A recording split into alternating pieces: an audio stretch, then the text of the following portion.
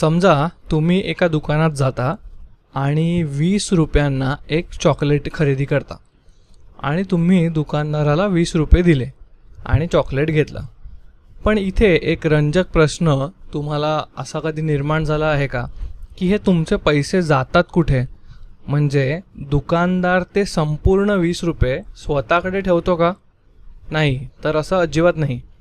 तुम्ही भरलेल्या पैशातला एक छोटासा भाग हा प्रत्यक्षात सरकारकडे कर म्हणजे टॅक्स म्हणून जातो.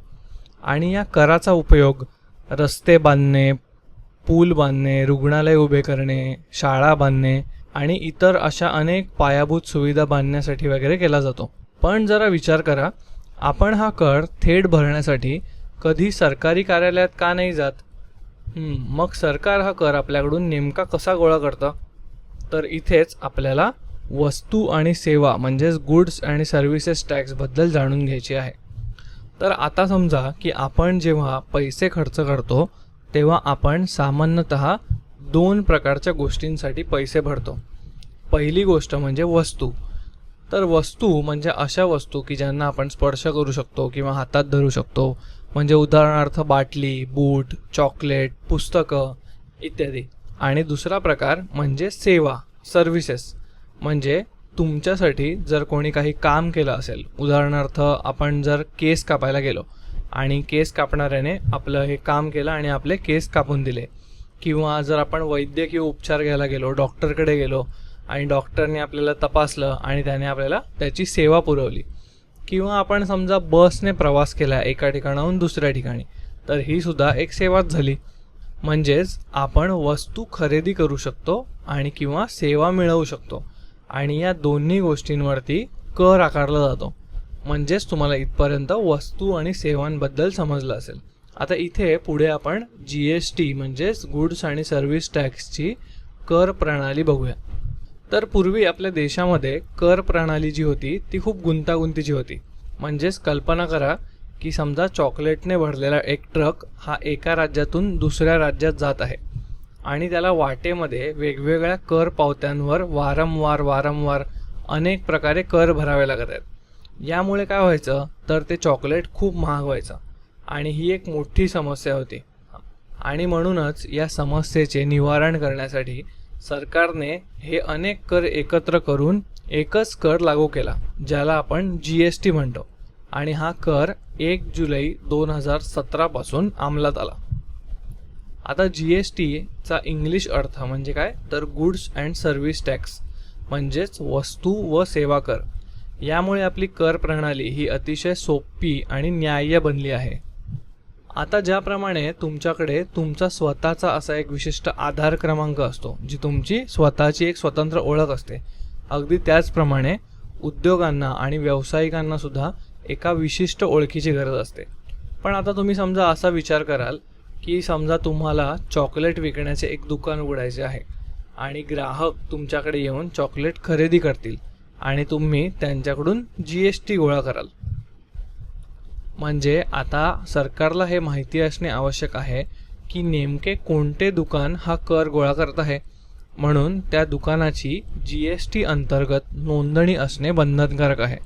म्हणजेच या नोंदणीनंतर त्यांना एक GSTIN हा क्रमांक मिळतो आणि हा विशेष ओळख क्रमांक असतो, ज्याला आपण वस्तू व सेवा कर ओळख क्रमांक म्हणजेच goods and service tax identification number असं म्हणतो. आणि हा क्रमांक दर्शवतो की ते दुकान किंवा तो व्यवसाय अधिकृतपणे नोंदणीकृत आहे आणि कराचा भरणा तिथून योग्यरित्या केला जात आहे. पण हा GSTIN क्रमांक कुठलाही नंबर असतो का की त्याचा एक निश्चित असा नमुना ठरलेला आहे? तर आपण तेही बघूया. तर यामध्ये एकूण 15 अंक आणि अक्षरे असतात.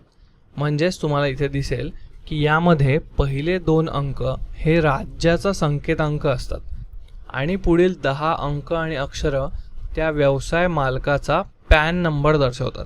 आणि त्यानंतरचे पुढील अंक आपल्याला त्या पॅनवर किती नोंदण्या झाल्या आहेत ते सांगतो. यामधील Z हे अक्षर सर्वांसाठी समान असते आणि शेवटचा अंक पडताळणीसाठी म्हणजेच चेक सम डिजिट म्हणून वापरला जातो. म्हणजेच थोडक्यात GSTIN हा व्यवसायांसाठी एक युनिक ओळखपत्रासारखं काम करतो. हे तुम्हाला समजलं असेल. आता आपण GSTचे घटक बघूया आणि ते म्हणजे CGST आणि SGST. म्हणजेच सेंट्रल गव्हर्नमेंट आणि स्टेट गव्हर्नमेंट, केंद्र सरकारचा GST आणि राज्य सरकारचा GST. आता आपण बघूया की GSTचे गणन म्हणजेच कॅल्क्युलेशन कसे केले जाते.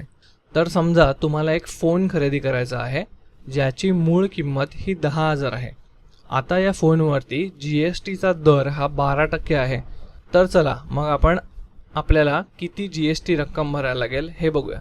तर ही रक्कम 10,000 रुपयांच्या 12% इतकी असेल. म्हणजेच 12/100 गुणिले 10,000 आणि याचं उत्तर येतं 1200 रुपये. तर ही झाली आपली अंतिम GSTची म्हणजे एकूण कराची रक्कम. पण इथे अजून एक रंजक भाग येतो. तो म्हणजे हा 1200 रुपयांचा कर फक्त एकाच ठिकाणी जात नाही, तर त्याचे प्रत्यक्षात 2 समान भाग केले जातात. आणि याचा अर्थ असा की GSTचे हे अत्यंत 2 महत्त्वाचे घटक आहेत. ते म्हणजे CGST आणि SGST. तर CGST म्हणजे केंद्रीय वस्तू आणि सेवा कर. हा कराचा तो भाग आहे जो केंद्र सरकारकडे जमा होतो. आणि SGST म्हणजेच राज्य वस्तू आणि सेवा कर, आणि हा कराचा भाग हा राज्य सरकारकडे जमा होतो. म्हणजे आपण आपल्या उदाहरणामध्ये एकूण 1200 रुपयाचा GST घेतला होता.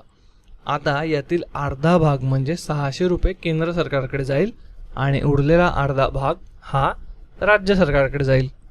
छान, म्हणजे आपल्याला इथपर्यंत कळलं असेल. तर आपण आता दुकानाच्या एका टॅक्स इनव्हॉइस किंवा बिलावरती नजर टाकूया आणि समजून घेऊया की या बिलावरून आपल्याला कुठली कुठली माहिती मिळते ते. तर सर्वात आधी आपण या स्तंभाकडे म्हणजे या कॉलमकडे बघूया आणि ज्याला करपात्र मूल्य असे म्हणतात. याचा अर्थ असा होतो की GST आकारण्यापूर्वीची किंमत किंवा ज्याला आपण उत्पादनाची मूळ किंमत असं सुद्धा म्हणू शकतो. आता पुढे तुम्हाला CGSTचा स्तंभ दिसतो. हा भाग म्हणजे केंद्र सरकारकडे जातो आणि या बिलावरून तुम्ही पाहू शकता की इथे CGSTचा दर हा 9% आहे. आता त्यापुढचा स्तंभ म्हणजेच काय आहे तर तो आहे SGST म्हणजे राज्य सरकारकडे जाणारा भाग, आणि इथे सुद्धा त्याचा दर 9% आहे. म्हणजे इथे एक अत्यंत महत्त्वाची गोष्ट लक्षात ठेवायची की CGST आणि SGSTचे दर हे नेहमी एकमेकांशी समान असतात. आणि म्हणून आपण हे दोन्ही कर एकत्र केले की आपल्याला एकूण GSTचा दर मिळतो, जो असतो 9% अधिक 9% म्हणजे एकूण 18% इतका. आता आपण याच्या पुढचा भाग बघूया. तो म्हणजे असतो HSN आणि SAC हे कोड. आता जेव्हा तुम्ही हे बिल अगदी बारकाईने बघाल तेव्हा तुम्हाला इथे HSN आणि SAC हे 2 कोड दिसतात. यामधला HSN याचा अर्थ असा होतो की हार्मोनाइज सिस्टीम ऑफ नॉमेनक्लेचर, म्हणजे ज्याचा उपयोग वस्तूंचे वर्गीकरण करण्यासाठी केला जातो. आणि SAC याचा अर्थ होतो सर्व्हिस अकाउंटिंग कोड, ज्याचा उपयोग सेवांचे वर्गीकरण करण्यासाठी केला जातो. म्हणजेच बिलावरचे हे कोड प्रामुख्याने आपल्याला ते विशिष्ट उत्पादन किंवा सेवा हे अचूकपणे ओळखण्यासाठी आणि त्यावर योग्य तो GST दर लागू करण्यासाठी मदत करतात. आता या सर्व माहितीवरून आपल्याला एक अतिशय महत्त्वाचा प्रश्न येतो. तो म्हणजे सर्व उत्पादनावर GSTचा हा दर सारखाच असतो का? तुम्हाला काय वाटतं की तो सारखा असेल का? नाही.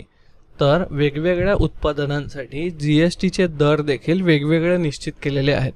म्हणजेच जसं की GSTचे दर हे 0%, 5%, 12%, 18% किंवा अगदी 28% इतके सुद्धा आहेत.